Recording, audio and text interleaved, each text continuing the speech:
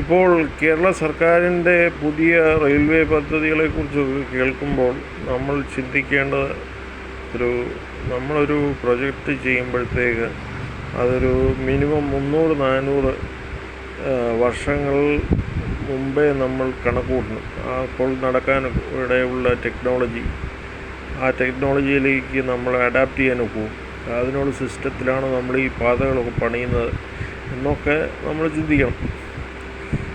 പിന്നെ ഇപ്പോൾ വരുന്ന വർഷങ്ങൾക്ക് മുമ്പേ തൊട്ട് നമ്മൾ കേൾക്കുന്നതാണ് hyperloop, Virgin hyperloop, Richard ബ്രാൻസൻ്റെ, പിന്നെ മറ്റ് മസ്കിൻ്റെ പദ്ധതി, പിന്നെ അങ്ങനെ പലതുമുണ്ട്. പക്ഷേ അതിനും അതുപോലെ തന്നെ കേന്ദ്ര പ്രധാനമന്ത്രി നരേന്ദ്രമോദി എന്തുകൊണ്ട് സ്വന്തം സംസ്ഥാനമായ ഗുജറാത്തിൽ നിന്നും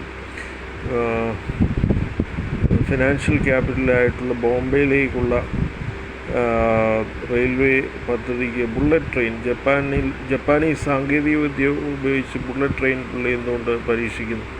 അപ്പോൾ ഏറ്റവും അഡ്വാൻസ് ടെക്നോളജി, അതിന് 320 കിലോമീറ്റർ ഒരു മണിക്കൂറിനുള്ളിൽ അത്ര സ്പീഡിൽ പോകാനൊക്കും.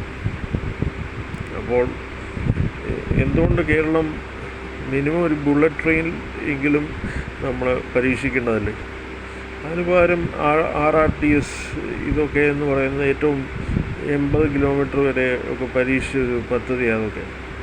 അതൊക്കെ കേരളത്തിൽ പ്രായോഗികമാകുമോ എന്ന് ചോദിച്ചാൽ നമുക്ക് സംശയം ഉണ്ട്. കാരണം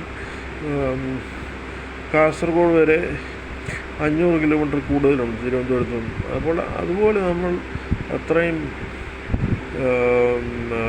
കൂടുതലൊരു ഡിസ്റ്റൻസ് ഉള്ളപ്പോൾ കുറഞ്ഞ ഒരു 3 മണിക്കൂർ കൊണ്ട് തിരുവനന്തപുരത്ത് നിന്ന് കാസർഗോഡ് വരെ എത്താനാണ് നമ്മൾ ശ്രമിക്കേണ്ടത്. അല്ലാതെ നമ്മൾ വർഷങ്ങൾ ഒത്തിരി വസ്തുക്കളൊക്കെ നമ്മളിങ്ങനെ ഇതിനു വേണ്ടി ഏറ്റെടുക്കുന്നു. എന്നിട്ടും നമ്മൾ ചെറിയ സ്പീഡിലാണ് പോകുന്നെങ്കിൽ അതിനകത്ത് കാര്യമില്ല.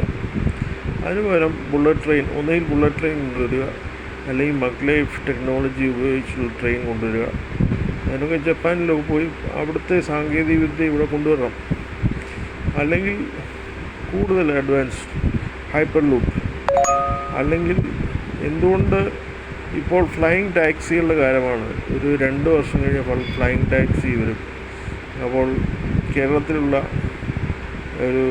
അതിന് ഫ്ലൈയിങ് ടാക്സിക്ക് എയർപോർട്ടിന് മാത്രമേ വലിപ്പം വേണ്ട, പറന്ന് ഉയരാൻ വേണ്ടി ചെറിയൊരു ഇത് മതി. അപ്പോൾ കേരളത്തിൽ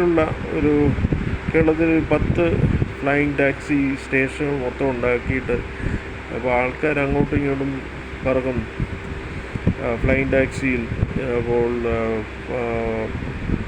10 ഫ്ലൈയിങ് ടാക്സി സ്റ്റേഷൻ ഉണ്ടെങ്കിൽ കുറച്ചുകൂടെ സ്പീഡിൽ എല്ലാവരും കേരളം മുഴുവൻ സന്ദർശിക്കാനായിട്ട് സാധിക്കും.